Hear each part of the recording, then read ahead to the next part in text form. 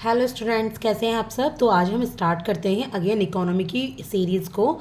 तो ये मैंने आपको 3 वीडियोस दे दी हैं इकोनॉमी में, जिसमें मैं आपको इन्फ्लेशन तक बता चुकी हूँ। तो इन्फ्लेशन का पहले हम करते हैं रिवीजन, उसके बाद आज हम पढ़ेंगे shapes of recovery of inflation. Inflation में जो रिकवरी होती है ना, उसकी जो शेप्स होती हैं अलग अलग, उनके बारे में। तो पहले हम पिछली वीडियो का रिवीजन करते हैं, और आज ये कुछ अलग तरीके की वीडियो है जिसमें मैं आपको लाइव लिखकर ही सारा इन्फ्लेशन करवाऊंगी। तो सबसे पहले हम इन्फ्लेशन की डेफिनेशन समझेंगे। तो बताइए, मैंने इन्फ्लेशन की डेफिनेशन क्या बताई थी। इन्फ्लेशन की डेफिनेशन में सबसे मेन जो चीज़ आती है that is persistent. Persistent rise होना चाहिए किसमें, इन prices of goods and services. तो जब ये परसिस्टेंट राइज होता है ना गुड्स और सर्विसेज की प्राइसेस में, तो उसको हम क्या कहते हैं, इन्फ्लेशन कहते हैं। चाहे आप डेली यूज़ की कोई चीज़ खरीद रहे हैं, चाहे आप उसको कभी कभार यूज़ करते हैं, तो इन सब में जब परसिस्टेंट राइज होता है तो ये आपका इन्फ्लेशन कहलाती है। ये मैं प्रीवियस वीडियो में क्लियर कर चुकी हूँ, बस मैं यहाँ आपको 1-2 मिनट का रिवीजन दे रही हूँ। इसके बाद इंडिकेट्स क्या करता है ये, कि ये इंडिकेट करता है कि जो परचेजिंग पावर पैरिटी होती है उसमें डिक्रीज आ जाता है। जब भी जब भी इन्फ्लेशन बढ़ता है, चीज़ों के दाम बढ़ते हैं, तो परचेजिंग पावर पैरिटी में क्या होता है, डिक्रीज हो जाता है, जिससे जो कॉस्ट ऑफ लिविंग होती है वो आपकी इंक्रीज हो जाती है। कॉस्ट ऑफ लिविंग क्या होती है, इंक्रीज हो जाती है। और एग्जाम्पल अगर मैं आपको इसका सिंपल से एग्जाम्पल दूं, तो देखिए, आप 100 रुपये की कोई मिठाई खरीदते थे 2012 में 1 किलो। अभी 2012 में, यानी कि 12 साल 2022 में, यानी कि 10 साल के बाद आप 100 रुपये की वही मिठाई खरीद पा रहे हैं 575 ग्राम।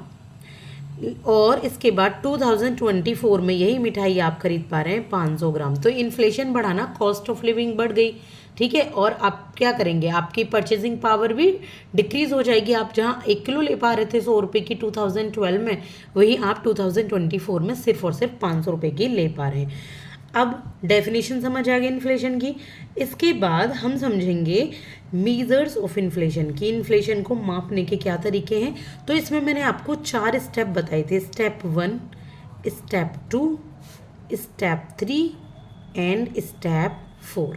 स्टेप 1 में मैंने आपको क्या बताए थे, स्टेप 1 में मैंने आपको बताया था कि जो कॉमनली घर पे बास्केट है, जिसमें आप मिल्क भी खरीदते हो, जिसमें आप कोई वेजिटेबल्स खरीदते हो, फ्रूट्स खरीदते हो, तो ये जो बास्केट आपकी जो होती है, इसकी जो परचेजिंग आप कितने रुपए में इनको खरीद रहे हैं कंज्यूमर प्राइस इंडेक्स के पर, यानी कि कंज्यूमर इनको किस तरीके से खरीद रहा है, कितने रुपए की आ रही है, इससे हमें इन्फ्लेशन का पता लगा सकते हैं कि कितने रुपए की ये बास्केट आ रही है, इससे इन्फ्लेशन का पता लगा सकते हैं। दूसरा, स्टेप 2 में क्या होता है कि ये जो सीपीआई, यानी कि कंज्यूमर जो बास्केट को खरीद रहा है, ये पिछले साल के हिसाब से, बेस ईयर के हिसाब से, बेस ईयर क्या है 2011 to 12, इसके हिसाब से अभी कितना खरीद पा रहा है, ठीक है। तो ये क्या है आपका, ये है आपका स्टेप सेकंड, जिससे आप इन्फ्लेशन का पता लगा सकते हैं कि 2011 में तो इतने की मिठाई खरीद पाता था और 2024 में इतने की खरीद पा रहा हूँ। तो इन्फ्लेशन इससे आप निकाल सकते हैं कि कितना इन्फ्लेशन बढ़ा है। स्टेप 3 में आप क्या करेंगे, स्टेप 3 में आप ओवर टाइम जो आपकी परचेजिंग पावर पैरिटी होती है वो जब डिक्रीज हो जाती है, ठीक है, तो उसको हम कहते हैं स्टेप 3 में, इससे हम इन्फ्लेशन को मेज़र कर सकते हैं। जैसे कि आप पहले 100 रुपये की कोई चीज़ खरीद पाते थे, अब 50 रुपये की खरीद पा रहे हैं। पहले कब, बेस ईयर की बात नहीं हो रही, बेस ईयर की बात स्टेप 2 में होगी। स्टेप 3 में पिछली साल, 3 महीने पहले, 2 साल पहले, इस तरीके से। स्टेप 4 में किस तरीके से करेंगे, स्टेप 4 में परसेंटेज कितनी चेंज हुई है ओवर टाइम, इन्फ्लेशन में कितना परसेंटेज चेंज आया, 15% चेंज है, 15%, 50% चेंज है, 75%। अब मिल्क ले लो आप, मिल्क आप पहले कितना खरीद पाते थे, 20 रुपये किलो भी मिल्क होता था, अब 60 रुपये किलो भी है, 80 रुपये किलो भी है। तो इनके बीच में कितना परसेंटेज चेंज आया है, वो आप स्टेप 4 में इस तरीके से इन्फ्लेशन को मेज़र कर सकते हैं। और ये सब आप सीपीआई के फॉर्म में करेंगे, कंज्यूमर प्राइस इंडेक्स के लेवल पर जाकर। ये डब्ल्यूपीआई में नहीं होता, होलसेल प्राइस इंडेक्स में, ये सीपीआई में इन्फ्लेशन को काउंट किया जाता है। उसके बाद मैंने आपको पढ़ाए थे थे कॉजेज ऑफ इन्फ्लेशन।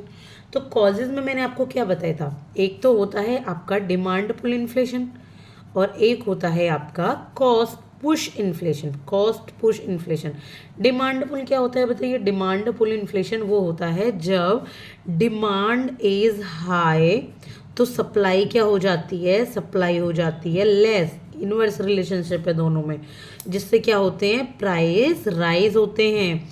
ठीक है, तो ये डिमांड पुल इन्फ्लेशन है। जैसे कि कोविड में क्या हुआ था, कोविड में आपकी सैनिटाइजर और आपके मास्क की प्राइस बढ़ गए थे। ठीक है, इसके बाद कॉस्ट पुश इन्फ्लेशन क्या है, रशिया यूक्रेन का वॉर चल रहा है।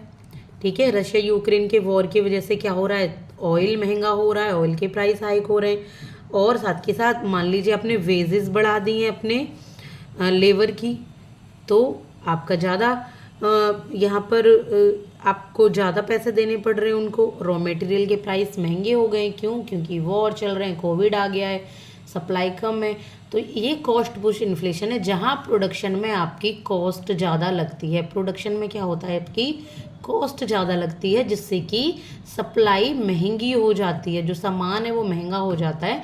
मान लीजिए एक पेन बनाया, पेन में पहले जो रिफिल थी, इसकी जो प्लास्टिक है, इसमें क्या है, इंक है, तो ये सब क्या है, मान लीजिए ये आप 9 रुपए की बैठती थी, 10 रुपीज़ में बेच देता था कौन, सेलर, जिन्होंने इसको प्रोडक्ट किया है। मान लीजिए 10 रुपीज़ में ये सेल कर देता था, मिल जाती थी 10 में। अब क्या है, जीएसटी भी देनी होती है, या पहले भी देनी होती थी, चलो टैक्स मान लो टैक्स इंक्रीज ही हो जाए, टैक्स हाई हो जाए, और जो इंक ये सब का खर्चा ये 14 रुपीज़ का जाकर पड़ रहा है, तो ये पेन कितने का बिकेगा, 15 रेट का। तो इसको हम कहते हैं कॉस्ट पुश इन्फ्लेशन। तो मेन मुद्दा क्या है, देखिए लग चुके हैं 6 मिनट मेरा रिवीजन कराने में, बट दिस इज मस्ट। अगर आप एक स्टूडेंट भी देख रहे हो और उसको भी इससे फ़ायदा हो रहा है, तो मेरे लिए यही बहुत ज़्यादा है।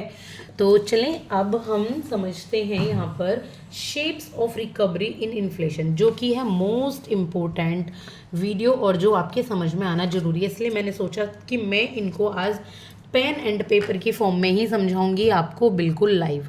तो अगर कैमरे में आपको कुछ दिक्कत आ रही हो तो उसके लिए माफ़ कीजिएगा, लेकिन आपको एक्सप्लेनेशन में कोई कमी नहीं मिलेगी।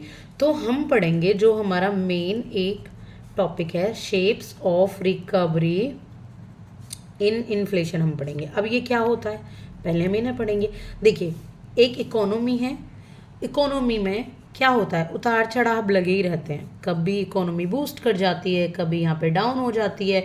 फिर जैसे कोविड में क्या हुआ था, कोविड में बिल्कुल सप्लाई रुक गई थी, एक्सटर्नल इंटरनल, तो कोविड में बहुत इकोनॉमी गिर गई, फिर बाद में जाके धीरे धीरे रिवाइव हुई। कभी कभी क्या होता है, only some sectors of economy revive कर पाते हैं और बाकी बहुत ज़्यादा गिर जाते हैं। ठीक है, तो जैसे अब आप देख सकते हैं ये जो सन फार्मा है, या ये आपका जितनी आप लोग इलेक्ट्रिशियन, ये आप लोग छत पे लगवाते हैं ना सोलर पैनल्स, तो अब की डिमांड कितनी ज़्यादा हाई चल रही है, तो वहाँ की इकोनॉमी रिवाइव कर जाएगी, रीबूट कर जाएगी। और अब हर चीज़ एआई के थ्रू आ गई, तो एआई रिवाइव कर रहा है, कंप्यूटर लाइन रिवाइव कर रही है। ठीक है, तो कुछ चीज़ आपकी रिवाइव कर जाएंगी। ठीक है, तो अब हम पढ़ेंगे ये जो इकोनॉमिक रिकवरी होती है किस तरीके से होती है। तो सबसे पहले ना एक जो मोस्ट इम्पोर्टेंट चीज़ है यही समझाती हूँ, एक होती है बिजनेस साइकिल। आपने कोई भी बिजनेस खोला है या आप किसी और का बिजनेस चला रहे हैं, काम कर रहे हैं, तो पहले बिजनेस साइकिल को समझना जरूरी है, तभी हम इकोनॉमिक रिकवरी समझेंगे। तो देखिए बिजनेस साइकिल में क्या होता है, हम पहले एक छोटा सा बनाएंगे ग्राफ। ये ग्राफ आई होप कि आप लोग जानते होंगे। ठीक है, तो ये जो ग्राफ है, 1 सेकेंड, तो देखिए इसमें क्या हो रहा है, आपका ये आपका एक बिजनेस चल रहा है, आपका एक बिजनेस चल रहा है। तो वहाँ पे आपका बिजनेस, आप यहाँ देखें ये बूस्ट कर गया बिजनेस, यहाँ बूस्ट कर गया, अचानक आ गया कोविड, क्या हुआ, आपका बिजनेस लॉस हो गया। फिर क्या हुआ, फिर धीरे धीरे फिर आपके बिजनेस ने फिर से पकड़ा जोर और फिर से रिवाइव कर गया। तो हम इसको क्या कहेंगे, ये है पीक पॉइंट, ये क्या है, पीक पॉइंट। और इसको क्या कहेंगे हम, इसको कहेंगे ट्रो, यानी कि बिजनेस आपका डाउन हो गया। ठीक है, इसको हम कहेंगे कॉन्ट्रैक्शन, कॉन्ट्रैक्शन यानी कि इन दोनों के बीच में जो भी यहाँ गैप आया है पीक से ट्रो तक, कॉन्ट्रैक्शन हो गया। यहाँ आपका एक्सपेंशन हुआ है बिजनेस, ये आप देख सकते हैं, ये एक्सपेंशन की लाइन है और ये आपके कॉन्ट्रैक्शन की लाइन है, कॉन्ट्रैक्शन हुआ है ना, यानी कि घाटा हुआ है आपको। यहाँ पर फिर से बिजनेस पहुँच गया है पीक पर, ये है पीक लाइन फिर से। और जो आपका अब जाकर जब ये बिजनेस सीधा सीधा सीधा चलने लगा, ये हो जाएगा आपका एक्चुअल बिजनेस, ठीक है। और आपके बिजनेस की पोटेंशियल कितनी है, ये आपके बिजनेस की पोटेंशियल है, ठीक है। ये पोटेंशियल से कम चला गया, यहाँ पोटेंशियल से ज़्यादा है यानी कि बिजनेस पीक पर है, पोटेंशियल से कम है यानी कि बिजनेस में आपके लॉस आपको हो गया।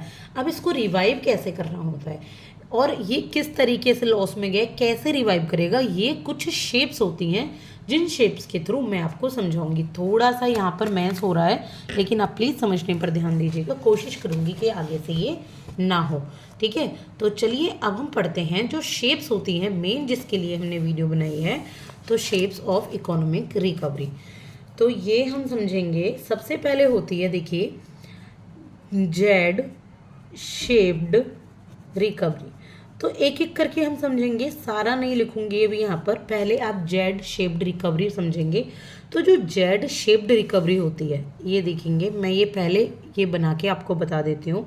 जो जेड शेप्ड रिकवरी होती है इसमें इकोनॉमी क्या करती है, इकोनॉमी रिवाइव कर जाती है, कब, आफ्टर रिसेशन।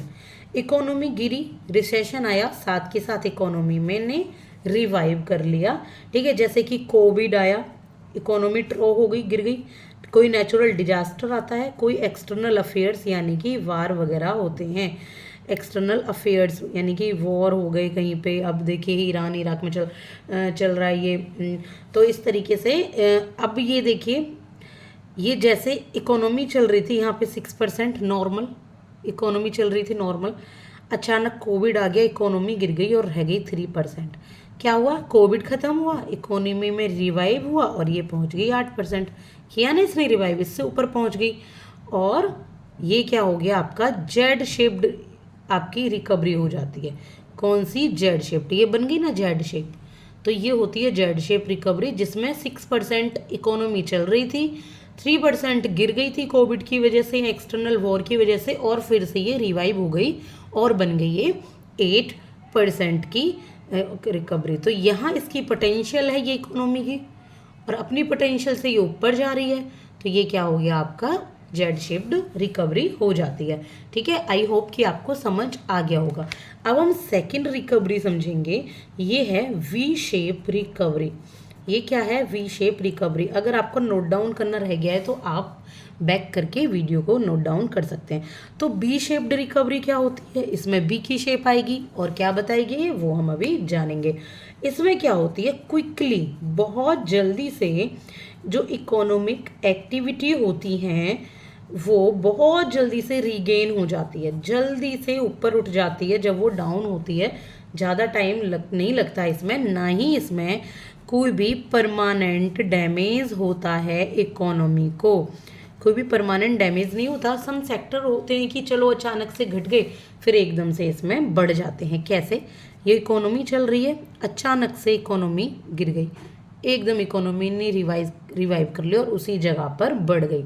तो ये नहीं है कि बहुत ज़्यादा बढ़ रही है, एकदम बूस्ट हो रही है, ये उसी जगह पर इकोनॉमी बढ़ रही है। तो इसे हम कहते हैं वी शेप्ड इकोनॉमी, ठीक है। ये ट्रो पोजीशन है, मैंने आपको बताया था ना जब इकोनॉमी गिर जाती है तो दैट इज कॉल्ड ट्रो पोजीशन। इसके बाद थर्ड क्या है, थर्ड हम समझेंगे that is U shaped economy. कौन सी होती है, यू शेप्ड इकोनॉमी।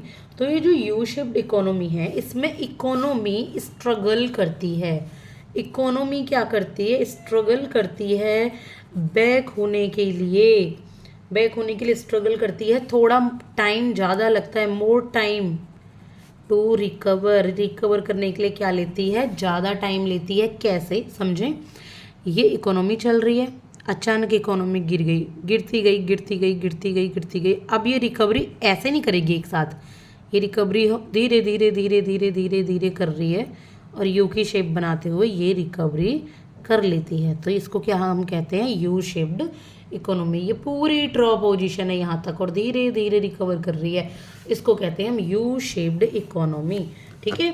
तो ये रिसेशन पोजीशन है आपकी, यहाँ रिसेशन आता है, रिसेशन को धीरे धीरे ही रिकवर किया जाता है। इसके बाद हम पढ़ेंगे डब्ल्यू शेप्ड इकोनॉमी। कौन सी पढ़ेंगे हम, डब्ल्यू शेप्ड इकोनॉमी। ये देखिए, मे बी मोर टाइम यहाँ लग रहा है मेरे को इन वीडियो को समझाने में, बट आई होप कि इस तरीके से अगर आपको समझ आएंगे तो आप कंफ्यूज नहीं होंगे और आपको हमेशा के लिए इकोनॉमी की शेप्स याद हो जाएंगी। तो इसमें जो रिकवरी होती है, ये बार बार फॉल होती है, फॉल अगेन देन रिकवरी, फिर फॉल होती है, फिर रिकवरी होती है। तो इस तरीके से इसमें रिकवरी होती है। कैसे? डब्ल्यू शिफ्ट, इकोनॉमी चल रही है आपकी, अचानक ट्रॉ आ गया, गिर गई, फिर इसने बेचारी ने रिवाइव किया, यहाँ ट्रॉ आ गया, रिवाइव करने के बाद जैसे तैसे ये रिवाइव किया, थोड़ी सी चली, फिर ये गिर गई, फिर इसने जैसे तैसे रिवाइव किया, फिर चल निकली। तो इस तरीके से ये डब्ल्यू शेप्ड इकोनॉमी बन जाती है जब ये 2 बार जाकर अपना फॉल होती है। जैसे कोविड-19 की सेकंड पेंडेमिक आया था ना, सेकंड पेंडेमिक लहर जो आई थी, तो उससे क्या हुआ, बार बार इकोनॉमी एक बार उठी, फिर गिर गई, फिर उठी, फिर गिर गई। तो इस तरीके से आपकी डब्ल्यू शेप्ड इकोनॉमी बन जाती है। इसके बाद है नंबर 5 आपकी के शेप्ड इकोनॉमी। तो this is also important economy, के शेप्ड रिकवरी इकोनॉमी। तो इसमें क्या होता है, ये देखिए, इसमें ये इवनली रिकवर नहीं होती, यानी कि जैसे मान लीजिए कुछ जो सेक्टर्स हैं वो, जैसे अब मैं आपको एग्जांपल भी समझाऊंगी, इसमें सम सेक्टर्स तो हाई हो जाएंगे और जो सम सेक्टर्स होते हैं इकोनॉमी के वो लो हो जाते हैं। कैसे? एक एग्जांपल आपको सिंपली बताती हूँ। कोविड-19 में कौन सी इकोनॉमी हाई हो गई? एआई की, कंप्यूटराइज्ड, यानी कि कंप्यूटर वाले जितने भी बिजनेस थे वो हाई हो गई वो इकोनॉमी, और बाकी जो मैन्युफैक्चरिंग थी, जो चीज़ कम होनी थी वो अचानक से कम हो गई। ठीक है, तो बहुत सी चीज़ें लोगों ने खाना छोड़ दिया, बहुत सी चीज़ों में लोग एकदम से, आयुर्वेद बढ़ गया है ना, एकदम से यहाँ पर आपका जो ड्राई फ्रूट्स हैं उनकी सप्लाई बढ़ गई। तो ये सब क्या होता है, ये सब के शेप्ड इकोनॉमी में आती हैं, क्योंकि कुछ सेक्टर्स तो बढ़ गए, कुछ सेक्टर्स रह गए। अब मेडिसिन ज़्यादा बढ़ गया, मेडिकल फील्ड, क्योंकि लोग अपना टाइम टू टाइम चेकअप भी करवाने लगे हैं। तो ये देखिए, ये इकोनॉमी चल रही है, डाउन हो गई इकोनॉमी, डाउन होते ही कुछ सेक्टर्स इकोनॉमी के बढ़ गए और कुछ सेक्टर्स इकोनॉमी के रह गए। तो ये के शेप्ड बन जाती है, के शेप्ड इकोनॉमी। कुछ सेक्टर्स बढ़ गए इकोनॉमी के और कुछ सेक्टर्स यहाँ पे इकोनॉमी के रह जाते हैं। जैसे कि पेटीएम एकदम घाटे में चला गया किसी कारण से, ठीक है, और जैसे कि इंटरेस्ट वगैरह पे नहीं किया था, लेकिन अब आप जोमेटो को देखें तो बाहर के खाने का चलन कितना ज़्यादा बढ़ गया। क्यों? क्योंकि लोगों के पास टाइम नहीं है, लोग बिजी हैं, जो वर्क फ्रॉम होम कर रहे हैं वो घर पे खाना बनाएं या फिर काम करें। ये साइकिल पीक है, यानी कि जो पहले चल रही थी इकोनॉमी, तो ये कुछ सेक्टर्स ऊपर रिवाइव कर गए, कुछ सेक्टर्स बिल्कुल गिर गए। तो ये क्या होते हैं, ये होते हैं के शेप्ड इकोनॉमी। आई होप कि आपको आज की इकोनॉमी के लेक्चर समझ आ गए होंगे, और आगे मैं आपको जो टॉपिक पढ़ाऊंगी तो अभी मैं लिखवा देती हूँ, और मुझे कमेंट करके ज़रूर बताइए, अगर एक भी स्टूडेंट देख रहे हैं तो प्लीज़, कि मैं आपको पढ़ाऊंगी मॉनेटरी पॉलिसी, ठीक है, आरबीआई की। फिजिकल पॉलिसी किसकी होती है? गवर्नमेंट की। आप मुझे बताइए कि आप इसी फॉर्म से पढ़ना चाहेंगे या मैं सारे नोट्स पहले ही तैयार कर लूँ और फिर आपको पढ़ाऊँ?